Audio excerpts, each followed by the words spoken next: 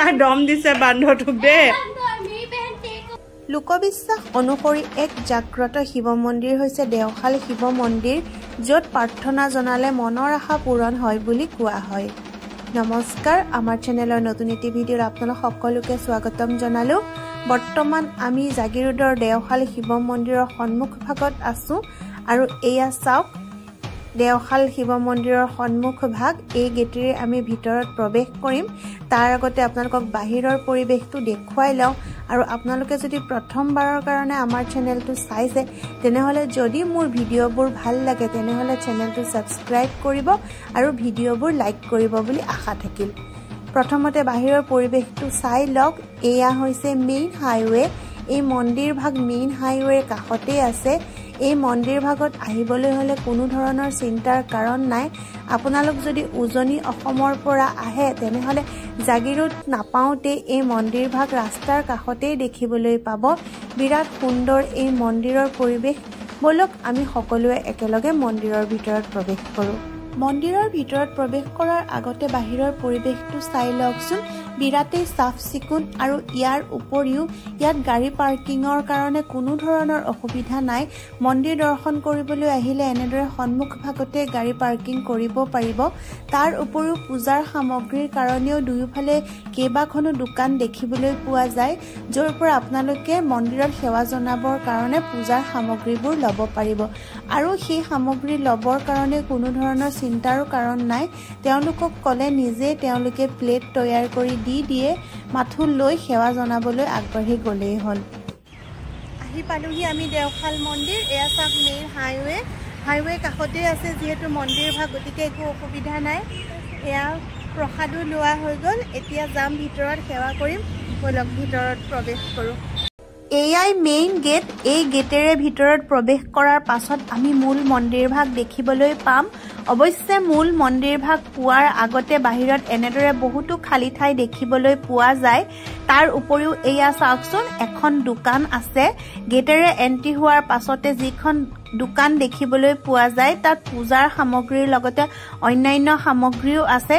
তাৰ উপৰিও দুয়োকাষে বহুতো খালী ঠাই আছে আৰু বাওঁফালে চাওক এয়া পাৰ্কিং হয়। এয়া মন্দিৰৰ ভিতৰৰ পাৰ্কিং। কোনোবাই যদি গেটৰ সন্মুখত ৰাখিবলৈ টান পায় তেনেহ'লে ভিতৰতো ৰাখিব পাৰে। আৰু সোঁকাষে চাওক বহুতো খালী ঠাই। ইয়াতে আপোনালোক আহিলে পিকনিকো খাব পাৰে, মানে ইয়াতে ধুনীয়াকৈ ৰান্ধি বাঢ়ি খাব পাৰে। আৰু এতিয়া বলকচোন আগুৱাই গৈ থাকোঁ। প্ৰথমতে মূল মন্দিৰ ভাগত সেৱা এটা জনাই আহোঁ, তাৰ পাছত আপোনালোকক বাহিৰতনো আৰু কি আছে সেই সকলোবোৰ দেখুৱাম। তাৰ আগতে এইফালে চাওক জোতা চেণ্ডেল ৰখা ঠাই। ইয়াত এনেদৰে জোতা চেণ্ডেল ৰাখিও মন্দিৰৰ ভিতৰত প্ৰৱেশ কৰিব পাৰি। অৱশ্যে আমি আমাৰ জোতা চেণ্ডেলবোৰ গাড়ীতে থৈ আহিছিলোঁ, আগতে জনা নাছিলোঁ এই কথাটো, গতিকে পিন্ধি আহিলেও কোনো ধৰণৰ অসুবিধা নাই। ইয়াতে থৈ মন্দিৰত সেৱা জনাবলৈ আগবাঢ়ি যাব পাৰি।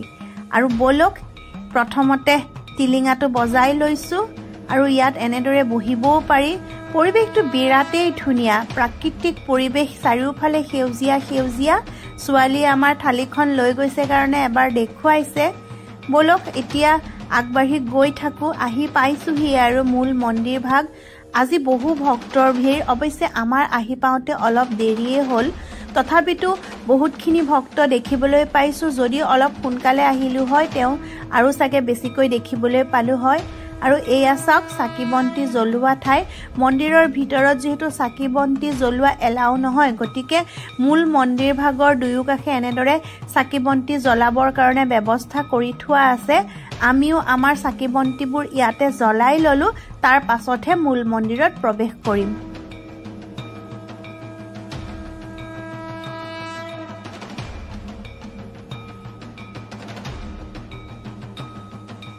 এয়া যিহেতু নতুন বছৰৰ আৰম্ভণি আৰু চাৰিওফালে পিকনিকৰ ঢৌ চলিয়ে আছে, গতিকে এই ফিল্ডখনত চাওকচোন ইয়াতো আহিছে 2-3টামান পাৰ্টি।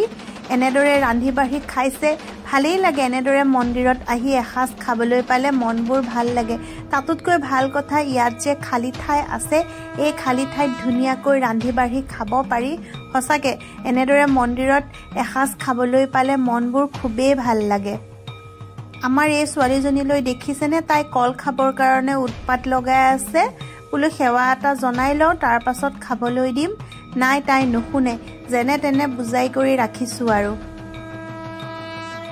বাৰু যি নহওক এনেদৰে আহি আমি মূল মন্দিৰ ভাগত প্ৰৱেশ কৰিলোহি আৰু এয়া মন্দিৰৰ সন্মুখ ভাগৰ পৰিৱেশ বিৰাটেই সুন্দৰ বিৰাটেই ধুনীয়া পৰিৱেশটো সঁচাকৈ এনেদৰে মন্দিৰত আহিলে মনবোৰ কিমান ভাল লাগে মই আপোনালোকক ভাষাৰে বুজাব নোৱাৰিম আপোনালোকে হয়তো মোৰ মনৰ ভাৱ বুজিব পাৰিছে আৰু আপোনালোক যদি নিজেই এই মন্দিৰ ভাগত আহি সেৱা জনায় তেনেহ'লে মনটো বিৰাটেই ভাল লাগিব আৰু এয়া চাওক মন্দিৰৰ বাহিৰৰ পৰিৱেশ মানে সন্মুখ ভাগৰ পৰিৱেশ বিৰাট ধুনীয়া আৰু এইফালে চাওক টিলিঙাবোৰ বান্ধি ৰাখিছে আৰু গোটেই পৰিৱেশটো বিৰাটেই ভাল লগা মানে মন্দিৰত প্ৰৱেশ কৰিলে মনবোৰ কিমান ভাল লাগে নহয় নিজে নিজে এটা ভক্তিভাৱ আহি যায় আৰু এয়া চাওক আমি এতিয়া মন্দিৰত প্ৰসাদ আগবঢ়াই লওঁ তাৰ পাছত আপোনালোকক বাকি কি হয়নো দেখুৱাই আছোঁ চাওকচোন এয়া পূজাৰী কেনেদৰে পূজা আগবঢ়াই আছে আচলতে আমাতকৈ আগত যিসকল লোক আহিছিল তেওঁলোকৰ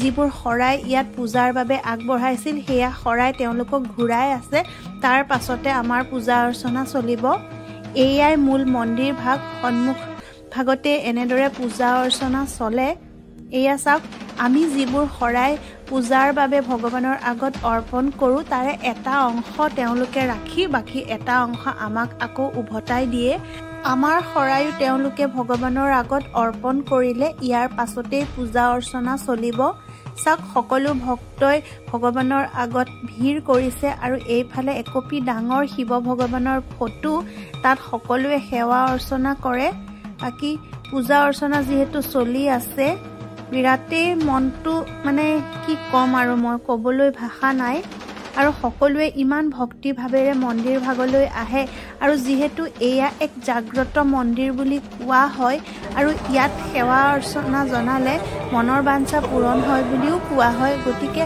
প্ৰত্যেকেই নিজৰ মনোবাঞ্ছা পূৰণ কৰিবৰ কাৰণে ভগৱানৰ আগত সেৱা জনাইছে আমিও সেৱা জনাই ল'লোঁ পূজা অৰ্চনা চলি আছে এই শংখধ্বনি মন্ত্ৰ উচ্চাৰণৰ মাজত যি শান্তি বিচাৰি পোৱা যায় সেই শান্তি আৰু ক'তো বিচাৰি পোৱা নাযায় জনবিশ্বাস অনুসৰি এই মন্দিৰটো এটা জাগ্ৰত শিৱ মন্দিৰ এই মন্দিৰটোৰ লগত বহুতো ইতিহাস জড়িত হৈ আছে এই মন্দিৰটো প্ৰতিষ্ঠা কৰিছিল গুভা ৰজাই শুনিবলৈ পোৱা মতে এই মন্দিৰটো 10ম শতিকাতেই প্ৰতিষ্ঠা কৰা হৈছিল আচলতে গুভা ৰজাই শিৱলিংগৰ আকৃতিৰ এটুকুৰা শিল দেখিবলৈ পাইছিল আৰু তাৰ পৰাই এই মন্দিৰটো স্থাপন কৰা হৈছিল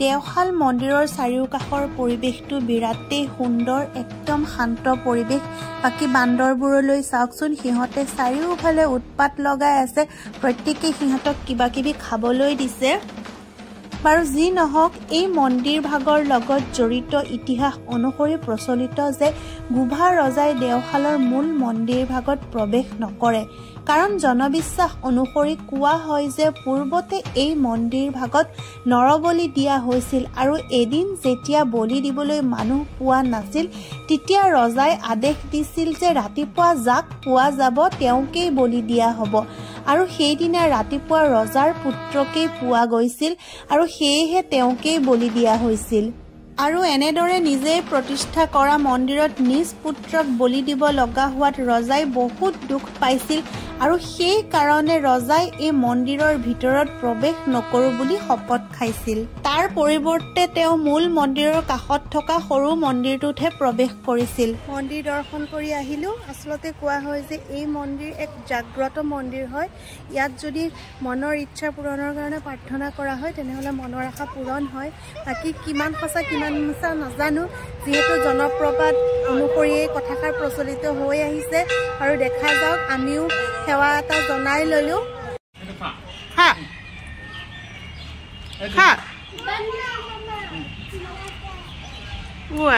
কি পেলাই দিছে বেট ভৰি আছে নেকি কামুৰিব ওচৰলৈ নাযাবা কিজানি বান্দৰটো চাগে পেট ভৰি আছে কিমান খাব আৰু দিনটো সিহঁতি প্ৰসাদ অলপ খাই লৈছোঁ ইয়াতে বহি বহি বিৰাট টেষ্টি লাগিছে প্ৰসাদকেইটা খাই একদম মন্দিৰৰ প্ৰসাদ বুলি ক'লে ভালেই লাগে দিয়কচোন অকণমান বহোঁ ইয়াতে বাহিৰৰ পৰিৱেশটো অলপমান চাওঁ তাৰপিছত যামগৈ আৰু এয়া চাওক থালিখনৰ আধা তেওঁলোকে ৰাখে আধা ঘূৰাই দিয়ে মই প্ৰসাদখিনি খাই লৈছোঁ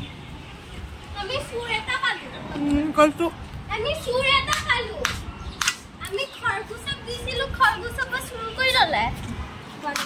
ওখানে ভাল পাইছ নে খোৱা